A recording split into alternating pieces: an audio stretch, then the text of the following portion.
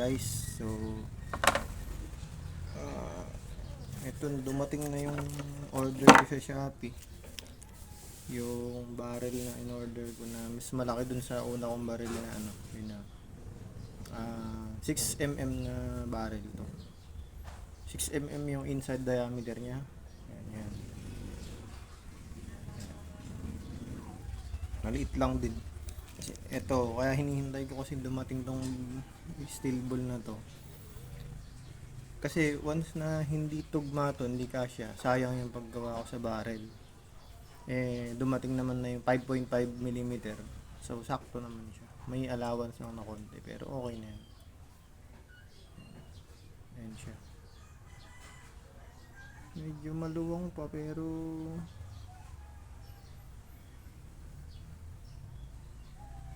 pwede na.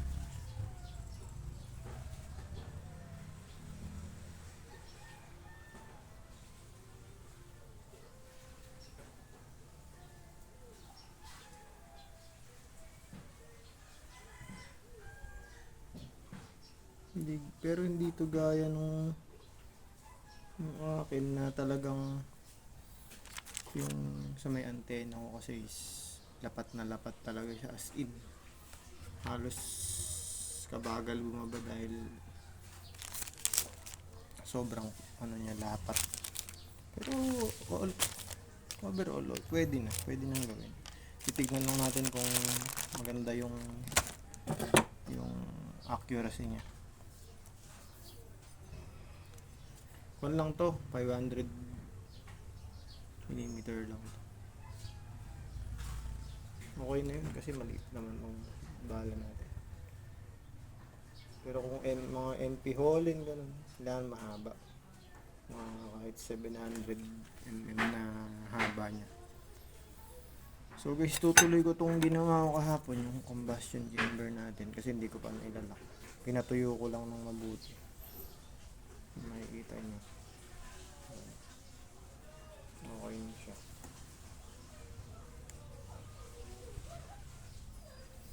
Ito kasi epoxy yan ba natin to.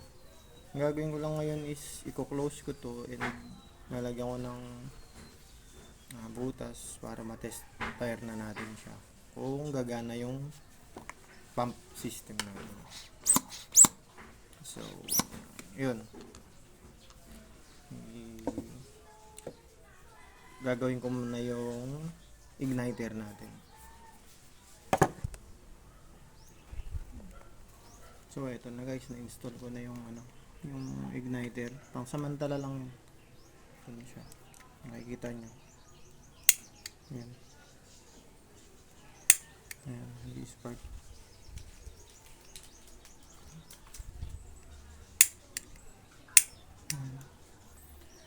So ilalagay na natin tong end cap niya. Pala, nilagay ko lang sa panandalian. Ito yun yung ilalagay ko dito. Ayan. Nalagay ko, pagkakabit ko lang siya dito para once na ikinabit ko siya, makikita ko kung straight. Ayan. Lagyan muna natin siya ng pandikit. Ito muna yung dulo-dulo. Ito. Lagyan ko to para maging solid siya.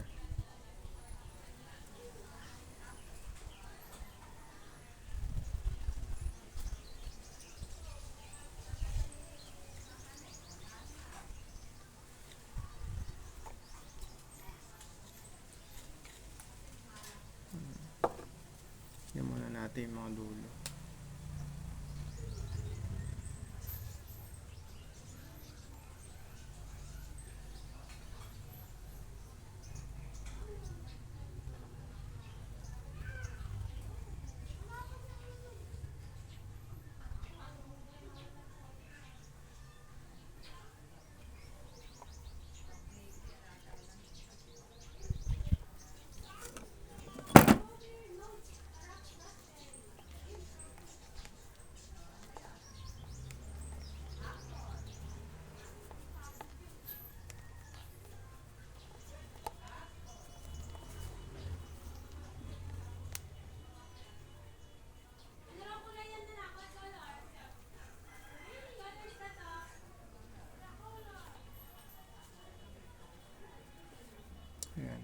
Kinain niya na.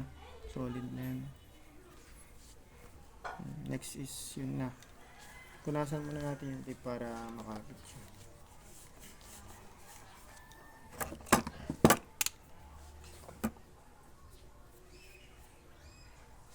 Yan guys, ito lilihain ko saglit to para may kapit siya pag dinigit.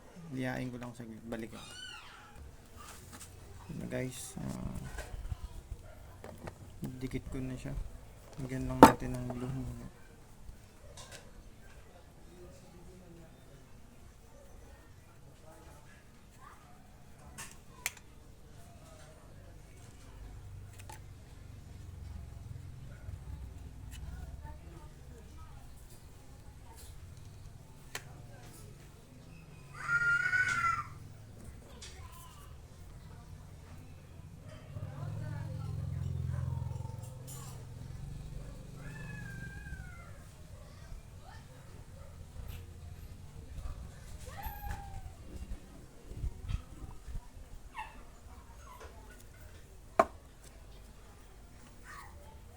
Guys, dinikit ko na.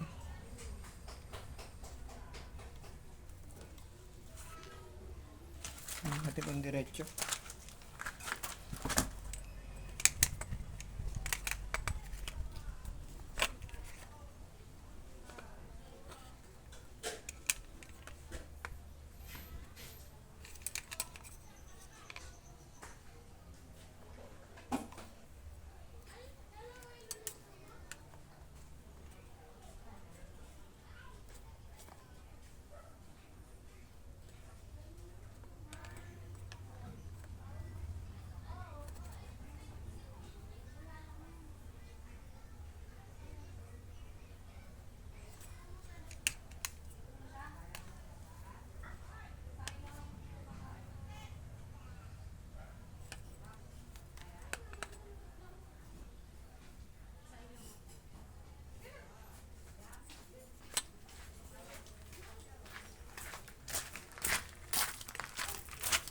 Marks, Lester, Stilligans.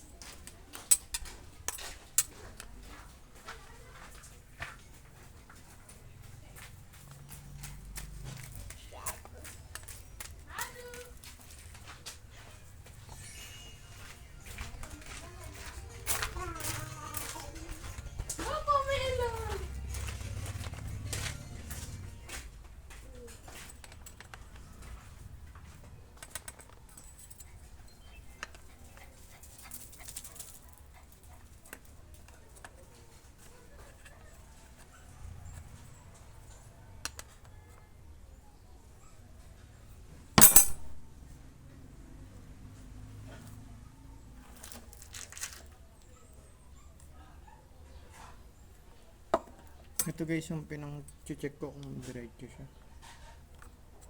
Ayan, makikita nyo. Kailangan walang ano yan. Walang kawing, walang space. So ayan, diretso. Dito sa kabila, ganun din. Ayan. Dito, sa upper part. All goods na yan. So, kailangan na lang natin dito is patuyuin.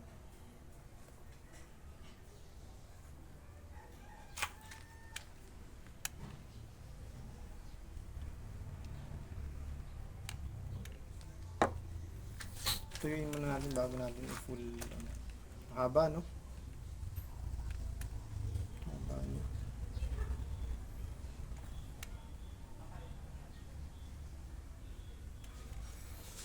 Kasi ito lang yung barrel. Para siyang style bullpup. Kasi or PCP. Kasi yung kadalasan sa PCP is mas mahaba yung tank kaya sa barrel. Yun yung PCP. Mga tactical ano. So yan. Patuyuin lang natin guys. Balik tayo pag tuyo na. So ayan guys, okay na. Diretso na siya.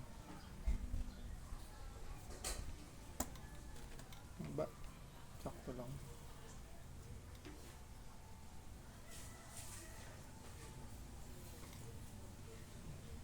diretso na yan guys. Diretso na.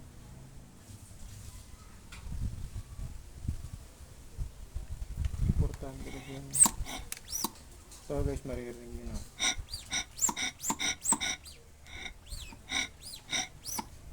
Ibig sabihin, gumagana yung pump system niya. Ang isa na lang, moment of truth, yung nalagyan natin ng alcohol and test fire natin kung puputok yung combustion chamber natin. So, meron ba ang konting alcohol dun? Ewan kung pwede yun.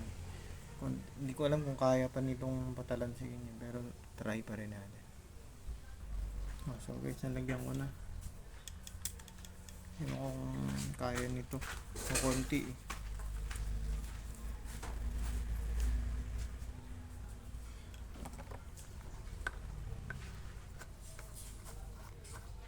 Ganun lang, dito lang din nalagyan. Nalagay dyan. Pasok dyan yung alcohol, tapos sara lang.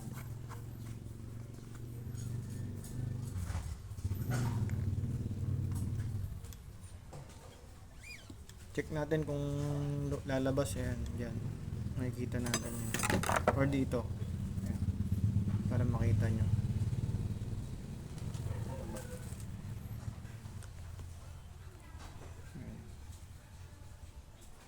Pag nabasa ito, ibig sabihin gumagana.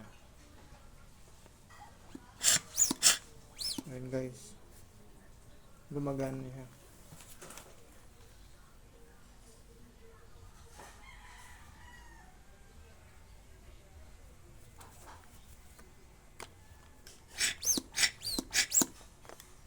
Ayan, gumagana siya.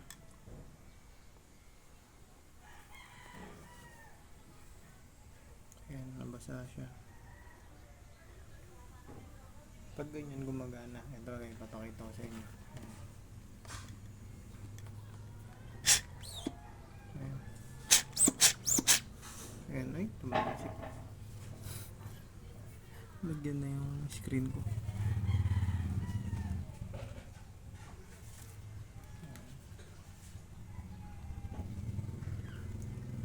Gusto ko na sanang subukan, kaso inisip ko baka hindi pa tuyo to. Gusto ko munang i-sure, mahirap na. Mas maganda yung tuyong-tuyo sana. Punasan ko na lang.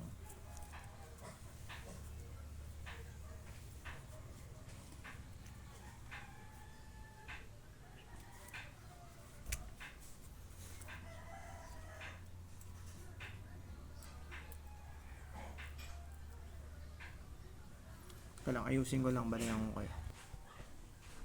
Guys, ito na test fire natin. At nga pala ito guys, yung labasan ng alcohol, nilagyan ko ng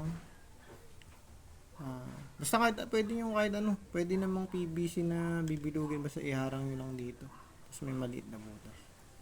Para lang kapag bumuga, pag bumuga siya, maliit yung, parang ini-spray nyo lang din. Para hindi mababasa yung cricket. Kaya, para lang yung buga sa tawag dito. Parang spray lang din sa loob. Test fire natin guys. Moment of truth. Kahit mga 7 pump lang. Ito na guys. Yun. Pumutok. Lakas. Isa pa. 7.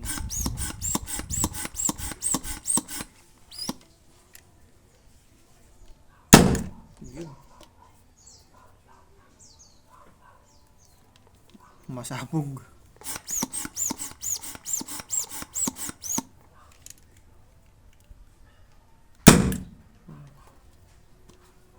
Guys, pumuputok na siya. Ang lakas. Ang lakas nito. Alam kung kaya ng ano to. Kung kaya ng pag na-compress na siya ng ganito lang kaliit. Kaya sumabog to. Hindi naman siguro. Ang lakas eh. Pa. Oh, pakinggan nyo guys. Oh. Oh. Parang boga na, no? Pero syempre kasi dahil open yan, kaya ganun. Pero pag nasarahan na natin yan, ewan ko. Pero yun guys, at least gumana naman yung ginawa natin. Yun siya. Yun na importante, gumana. Gumana yung pump, tank, alcohol tank, balloon pump, at saka yung combustion chamber natin. Yun na importante.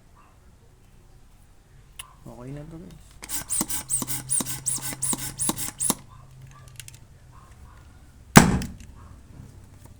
Lakas. Ewan ko lang pag yun yung lumabas sa bala sa ano natin.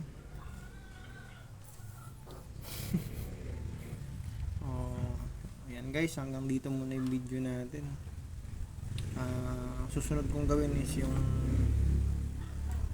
barrel bolt action yung gagawin ko dito. So wala akong idea paano sisimulan. Nag-iisip pa ako. Minsan mahirap din mag-isip kasi nakabagtit. Pero yun guys, update ko kayo sa susunod na video ko. Salamat. Konting tulong lang, like, share, and subscribe lang sa channel ko. Marami pa akong gagawin na ganitong project para sa inyo guys. Tutorials. So yun lang guys. Maraming salamat. Sa muli. Paalam mga kabangbang.